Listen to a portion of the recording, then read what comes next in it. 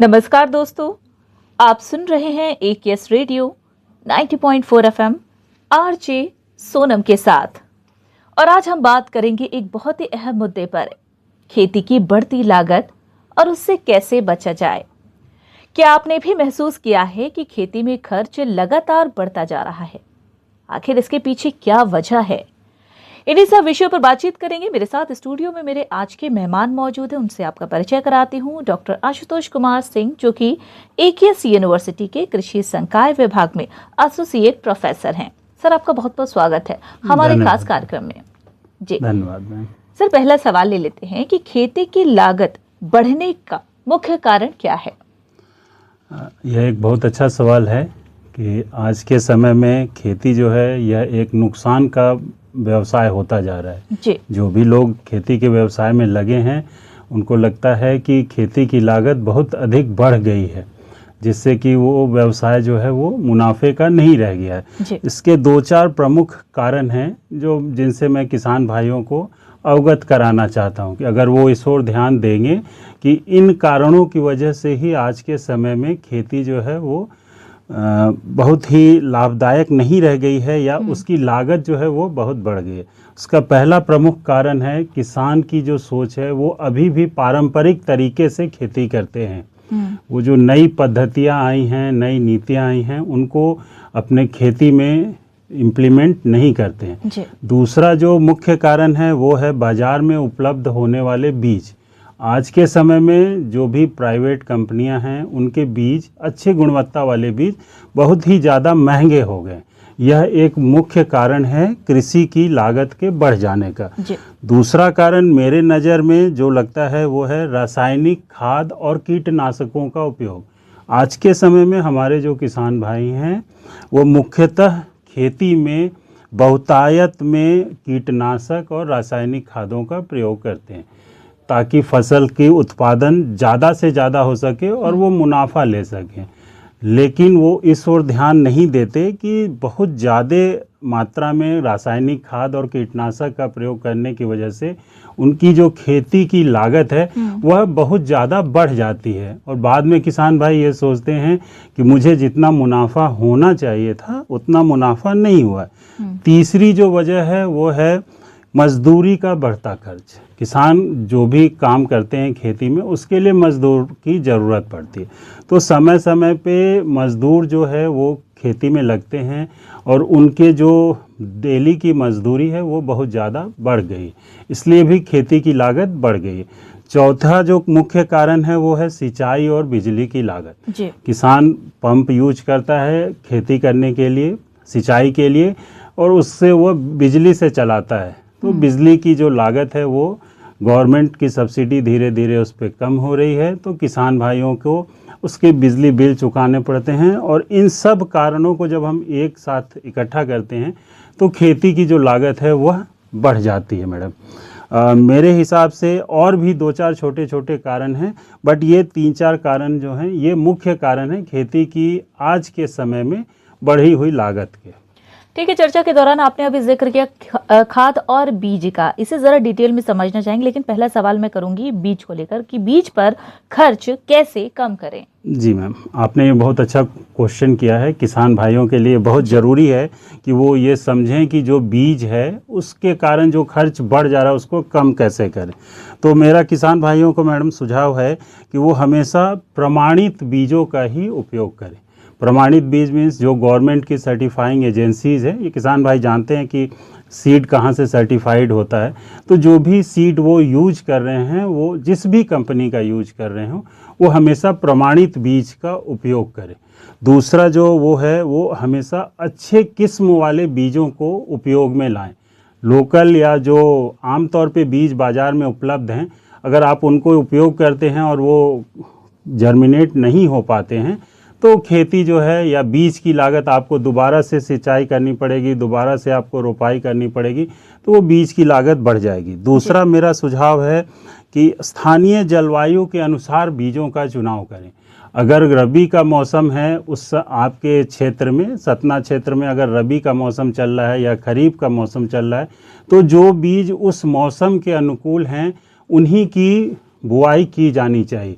मौसम के विपरीत अगर फसल की बुआई कर देंगे तो वो बीज जो है वहाँ फसल होगी नहीं, उत्पादन नहीं होगा और बीज खरीदने की लागत वो बढ़ जाएगी।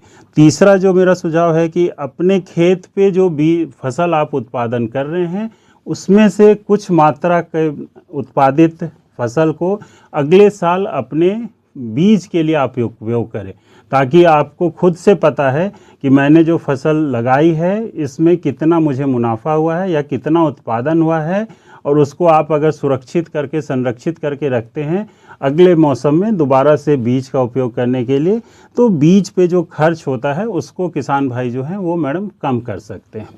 चलिए, बहुत बढ़िया, शानदार। अगले पॉइंट पे मैं आना चाहूँगी। मैं जिक्र कर रही थी खाद को लेकर। अब खाद और उर्वरक का सही उपयोग कैसे कर सकते हैं? जी मैम, ये एक बहुत ही जुझारू विषय है एक तरीके से कि आज की डेट में किसान जो है वो इतना ज़्यादा उर्वरक का प्रयोग कर रहा है कि वो जहाँ भी जिस भी मंच पे जाता है वो बोलता है कि हमारी फसल जो है या हमारी ज़मीन जो है उसकी उर्वरक क्षमता जो है वो बिल्कुल कम हो गई, उत्पादन क्षमता कम हो गई। लेकिन किसान भाई जो है उसके पीछे की असली वजह नहीं जान पाते कि किन कारणों से उनके खेत की जो है वो उत्पादन क्षमता कम होती जा रही। उसका एक मुख्य कारण है अत्यधिक मात्रा में उर्वरकों का प्रयोग। ठीक, तो उस उर्वरक को मैं किसान भाइयों को बताना चाहूँगा कि जब भी वो अपने फसल के लिए किसी भी प्रकार के जैविक उर्वरक का प्रयोग करते हैं तो उससे पहले वह किसान भाई अपने खेत की मिट्टी की जांच करानी चाहिए कि किस प्रकार के उर्वरक की उनके ज़मीन में आवश्यकता है। अनुपयोगी उर्वरक डालने से खेत की जो है वो उत्पादन क्षमता कम होती जाती है। दूसरा मेरा सुझाव है कि जैविक खाद जैसे गोबर की खाद, केचुए की खाद, इन सब चीज़ों पे ज़्यादा जोर देना चाहिए ताकि जो खेत की ज़मीन की मिट्टी की जो उर्वरक शक्ति है वो धीरे धीरे करके रीजनरेट करे, कि ताकि आप जो भी फसल लगाएं वो जैविक हो, आपके बॉडी को बिल्कुल सूट करे। ठीक, तीसरी चीज़ है संतुलित मात्रा में रासायनिक खादों का प्रयोग किया जाना चाहिए। अगर किसान भाई गोबर की खाद और वर्मी कंपोस्ट यूज कर रहे हैं तो उनकी जो रासायनिक खादों पर निर्भरता है वह धीरे धीरे कम हो जाएगी, वो ज़्यादा से ज़्यादा फसल उत्पादन कर सकेंगे। फसल भी बहुत अच्छी उत्पादन होती है मैडम। ठीक है, यानी पहले मिट्टी का परीक्षण करवाएं, उसके हिसाब से ही खाद और उर्वरक को खरीदा जाए। अगले सवाल की ओर चलते हैं कि ऐसे में पानी की खपत भी आजकल बहुत ज्यादा देखने को मिल रही है, तो पानी की बचत कैसे किया जाए? ये भी एक बहुत अच्छा क्वेश्चन है मैडम, आपने पूछा मेरे से। आज की डेट में आप अगर किसान भाई को देखेंगे, किसान भाई जनरली क्या करते हैं कि अगर नहर की उपलब्धता है, नहर है उनके क्षेत्र में, तो नहर से काट के सिंचाई करते हैं। मेड़ बना के कभी सिंचाई नहीं करते, नहर काट दिया। और एक मेथड होता है जिसे हम कहते हैं फ्लडिंग मेथड या बाढ़ पद्धति, उस पद्धति से वो सिंचाई करते हैं, जिससे पानी बहुत ज़्यादा वेस्ट होता है, मीन्स खराब होता है कि अपनी खेत में फसल में सिंचाई हो गई, साथ के साथ जिसकी खेत बगल की खेत थी जिसमें कोई सिंचाई की ज़रूरत नहीं थी वहाँ भी उनकी फसल सिंचाई हो गई। तो इससे जो है वो पानी खपत हो गया ज़्यादा, जितना रिक्वायरमेंट था उससे ज़्यादा उन्होंने खर्च कर दिया। इसका एक बहुत ही सरल तरीका है, किसान भाई मेड़ बांध के सिंचाई करे। दूसरा जो है वो ड्रिप इरिगेशन या स्प्रिंकलर को अपनाएं। गवर्नमेंट की तरफ से बहुत ही सहायक योजनाएं चल रही हैं जिसमें किसान भाइयों को सब्सिडी दी जाती है ड्रिप और स्प्रिंकलर लगाने के लिए। जिस समय आवश्यकता हो उसी समय फसल की सिंचाई की जानी चाहिए। जब गर्मी बहुत ज़्यादा पड़ रही है, सूखा मौसम है, 2 सिंचाई की ज़रूरत है तो 2 सिंचाई करें। वर्षा हो रही है उस समय सिंचाई की ज़रूरत नहीं है, फिर भी किसान भाई जो है उससे अनभिज्ञ हैं कि इस समय मौसम में सिंचाई नहीं की जानी चाहिए, वो फिर भी सिंचाई कर देते हैं। तो वर्षा की ऋतु में या वर्षा के समय जल को संचित करना चाहिए, कुआं बना के या तालाब बना के, तो इससे हम जल की खपत को कम कर सकते हैं। पानी का जो जल स्तर है वो धीरे धीरे संचय करने से बढ़ेगा, तो उनके जो नलकूप हैं या पंप हैं उसमें भी पानी की उपलब्धता सूखे मौसम में बढ़ जाती है मैडम। ठीक है, कई बार एक शब्द सुनने को मिलता है फसल चक्र। असल में फसल चक्र क्या है और ये क्यों जरूरी है? फसल चक्र होता है मैम कि एक ही फसल अगर आप बार बार लगा रहे हैं तो वो धीरे धीरे करके आपकी ज़मीन की उर्वरक शक्ति को कम कर देता है।